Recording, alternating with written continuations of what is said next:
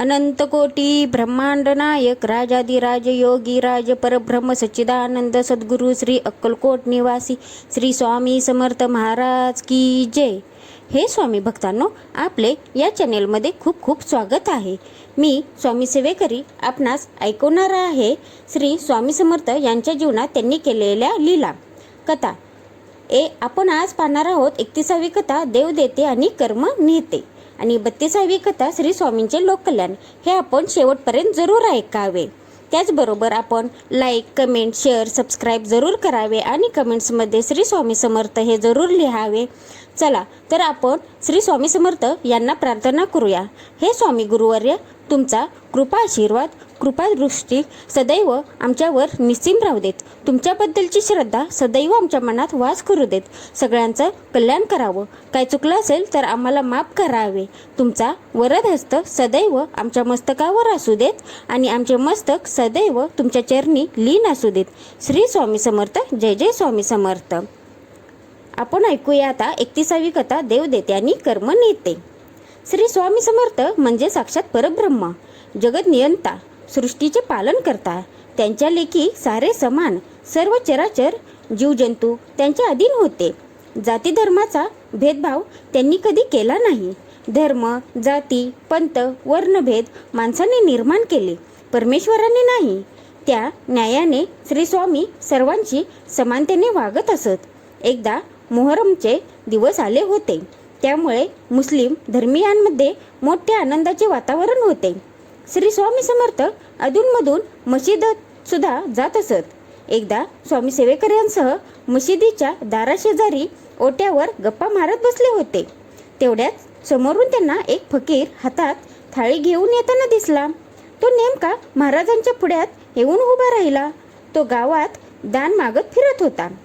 फकीराने आपल्या हातातील थाळी महाराजांच्या समोर ठेवली आणि त्यांच्या चरणावर डोके ठेवत त्यांना वंदन केले। अक्कलकोटमध्ये महाराजांच्या विषयी प्रत्येक धर्माच्या लोकांच्या मनात अपार श्रद्धा होती। महाराज कुठेही असले, रस्त्याने जरी जात असले तरी लोक आदराने वाकून त्यांना श्रद्धेने वंदन करीत असत। गावकरी महाराजांना देव मानत, कारण तशी प्रचिती त्यांना अनेकदा आलेली होती। त्या फकीराने महाराजांसमोर ठेवलेल्या थाळीवरचा रुमाल काढला।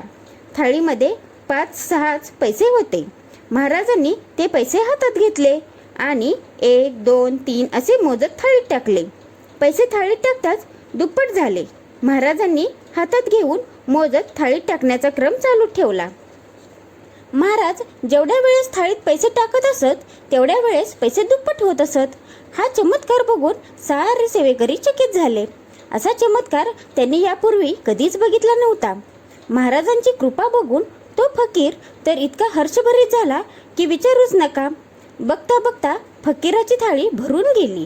ते बघून फकीर आनंदाने ओरडला, बस कीजिए मालिक, थाली तो पूरी तरह से भर गई है।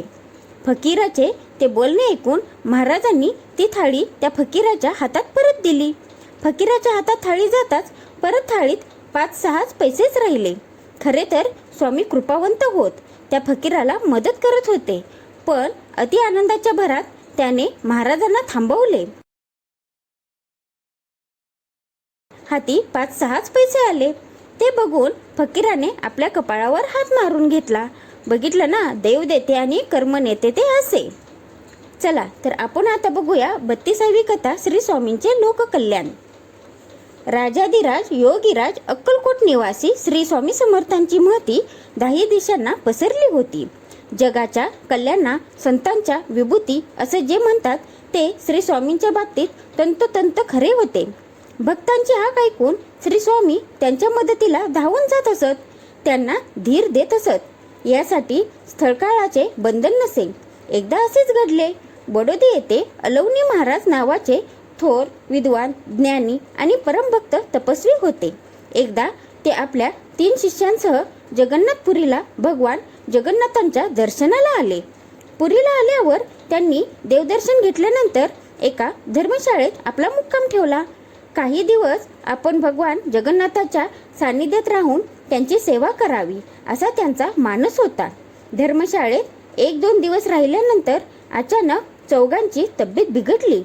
इलाज करूनही अलवनी बुवा आणि त्यांच्या तिघा शिष्यांची प्रकृती सुधारली नाही, उलट अधिकच खालावत चालली होती.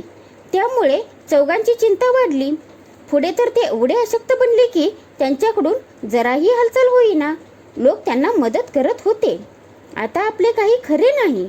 आपण सारेजण या दुखण्यातून आता काही वाचणार नाही. भगवान जगन्नाथांच्या दारातच आपला शेवट होईल. तसे झाले तर बरेच होईल. देवाच्या दारी विसावा, पुढचा जन्म नसावा, असा विचार अलवनी बुवांच्या मनात आला. तथापि मोठ्या श्रद्धेने बुवांनी भगवान श्री जगन्नाथाला विनवणी केली. मनोमन हात जोडून त्यांची करुणा भाकली. माय बापा, आम्हाला जगवणं किंवा मारणं सर्वस्वी तुमच्या हाती आहे. योग्य तो निर्णय घ्या. कृपा करा परमेश्वरा. आपल्या भक्तांची आर्त हाक ऐकून श्री स्वामी समर्थ तेथे प्रकट झाले. तेजस्वी प्रकाश झोत डोळ्यांवर पडताच सर्वांचे डोळे दिपले. डोळे किलकिले करून पाहिले तर कमरेवर हात ठेवून उभे असलेल्या श्री स्वामींचे त्यांना दर्शन झाले. सर्वांनी त्या तेजस्वी रूपाकडे पाहून हात जोडले. परमेश्वर श्री स्वामींनी कृपावंत होऊन त्यांच्या शिरावर आपला हात ठेवला. त्याबरोबर चौघांच्या अंगात चैतन्य संचारले. ते उठून बसले. चौघांना दर्शन दिल्यानंतर श्री स्वामी नेहमीच्या रूपात दिसू लागले. काही दिवसातच चौघांची प्रकृती ठणठणीत झाली. जगन्नाथपुरीत आलेल्या एका साधूच्या आशीर्वादाने अलवनी बुवा आणि त्यांचे शिष्य बरे झाल्याची वार्ता पुरीत हा म्हणता पसरली. श्री स्वामींच्या दर्शनासाठी भक्तांची रीघ लागू लागली.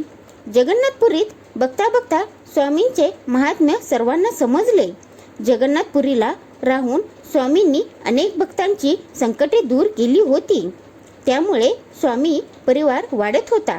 एकदा स्वामी आपल्या सेवेकऱ्यांसह बसले असताना एक ब्राह्मण अडखळत धडपडत तेथे आला. तो जन्माने आंधळा होता, परंतु त्या ब्राह्मणाने विद्याभ्यास करून ज्ञान संपादन केले होते. त्याला दिसत जरी नसले तरी त्याने मनापासून श्री भगवान जगन्नाथांची भक्ती केली होती. तो एक गुणवान ब्राह्मण म्हणून ओळखला जायचा. त्या ब्राह्मणाने श्री स्वामींची महती ऐकली होती. स्वामींनी केलेले लोककल्याण त्याला समजले होते, म्हणूनच त्यांच्या चरणी त्याची भक्ती जडली होती. स्वामींच्या समोर हात जोडून तो म्हणाला, हे मायबापा, मी तुम्हाला ओळखतो. आपण प्रत्यक्ष परब्रह्म आहात. सर्व सृष्टी तुम्हीच निर्माण केली आहे. हे माऊली, या लेकराची दया येऊ द्या. माझ्या हातून गतजन्मी कोणते पाप झाले ते मला माहीत नाही, पण या जन्मी मी आंधळा जन्माला आलो. हे देवा, मला तुमचे दर्शन घेण्याची फार इच्छा आहे. त्यासाठी मला तुमचा आशीर्वाद द्या. त्या ब्राह्मणाचे कळकळीचे बोलणे ऐकून स्वामींच्या मनात दयेचा पाझर फुटला. त्यांनी आपल्या गळ्यातला पुष्पहार काढून त्या ब्राह्मणाच्या दिशेने भिरकावला. त्याने तो अलगद झेलला. तो सुगंधी हार त्याने प्रथम आपल्या कपाळी लावला आणि नंतर तो आपल्या डोळ्यांना लावला. हाराचा स्पर्श डोळ्यांना होताच चमत्कार झाला. त्या ब्राह्मणाला वेगळीच अनुभूती होऊन त्याला दृष्टीलाभ झाला. ते बघून तेथे जमलेले सर्व सेवेकरी आणि गावकरी चकित झाले. त्या ब्राह्मणाने तर स्वामींच्या चरणांवर साष्टांग दंडवत घातला. स्वामी अशक्यही शक्य करतात याची प्रचिती तिथे जमलेल्या लोकांना आली. सर्वांनी स्वामींना मनोभावे वंदन केले. एकदा एक अतिशय वृद्ध माणूस श्रींच्या दर्शनाला आला. हात जोडून तो म्हणाला, महाराज, माझी पत्नी कुठेतरी हरवली आहे. तिच्याबरोबर माझी मुलेही आहेत. पत्नी हरवल्यापासून मी बेचैन आहे. मला अजिबात करमत नाही. सर्वत्र तिचा शोध घेतला, पण ती सापडली नाही. महाराज, मला सांगा, माझी पत्नी कुठे गेली? ते ऐकून स्वामी हसू लागले. म्हणाले, अरे, एवढे वय झाले तरी तुझी वासना काही गेली नाही. देवाच्या चरणी बसून भक्ती करायची ते सोडून पत्नी पत्नी करत आहेस. तुला माहीत आहे का की मागच्या जन्मी तू तेली होतास आणि आमचा सच्चा भक्त होतास? नाही महाराज, मला मागचा जन्म कसा आठवणार? तो वृद्ध म्हणाला. स्वामींनी त्याच्या मस्तकावर आपला हात ठेवताच त्याला मागचा जन्म आठवला. साक्षात्कार होताच त्याला सत्य समजले. गतजन्मी आपण तेली होतो व श्री नृसिंह सरस्वतींच्या सेवेत होतो हे त्याला समजताच भानावर येत त्याने श्री स्वामींचे चरण धरले आणि त्यांची माफी मागितली. यापुढे सदैव सेवेत राहण्याची इच्छा व्यक्त केली. तोवर भोवताली खूप दाटी झाली होती. त्या गर्दीतून वाट काढत एक स्त्री पुढे आली. ती त्या वृद्धाची पत्नी होती. पुढे त्या दोघांनी स्वामींची मनोभावे सेवा केली. हे स्वामी भक्तांनो, अशा या सोप्या भाषेत आपल्या जीवनात स्वामींच्या जीवनात केलेल्या या कथा मी तुम्हाला ऐकवत आहे. त्या तुम्ही नेहमी ऐकाव्यात आणि तुमच्या नातेवाईकांना, मित्रमंडळींनाही त्या शेअर कराव्यात ही मी आपणास विनंती करते. त्यामुळे आपणाकडूनही एक सेवा करण्यात येईल. आमची जास्त काही इच्छा नाही. ही सेवा सगळ्यांना कळावी, ती समजावी, हेच आमचं उद्दिष्ट आहे. त्याचबरोबर आपण श्री स्वामी समर्थ हा षडाक्षरी मंत्र सदैव आपण आपल्या मुखात असू देत. त्याचबरोबर श्री स्वामी समर्थ हे म्हणणे काही खूप अवघड नाही. सोप्या भाषेत आपण श्री स्वामी समर्थ चालता, बसता, उठता, बोलता म्हणू शकतो. आपण स्वयंपाक करताना तर जरूर म्हणावा. ते केल्याने त्या अन्नात श्री स्वामी समर्थ म्हणल्यामुळे एक चैतन्य व्यवस्थित होतं आणि दुसऱ्यांच्या पोटातही ते जातं. सकारात्मक ऊर्जा निर्माण होते. त्यामुळे घरातही सकारात्मक ऊर्जा निर्माण होते. श्री स्वामी समर्थ हे आपल्या मुखात सदैव असू देत हे मी तुम्हाला आवर्जून सांगते. आजची केलेली सेवा मी श्री स्वामींचरणी अर्पण करते. काय चुकलं असेल तर त्यांनी मला जरूर माफ करावे. त्याचबरोबर श्री स्वामी समर्थ हे तुम्ही मठात जाऊन त्यांची काय सेवा असते ते समजून घ्यावे हे मी तुम्हाला सांगते. श्री स्वामी समर्थ. जय जय स्वामी समर्थ.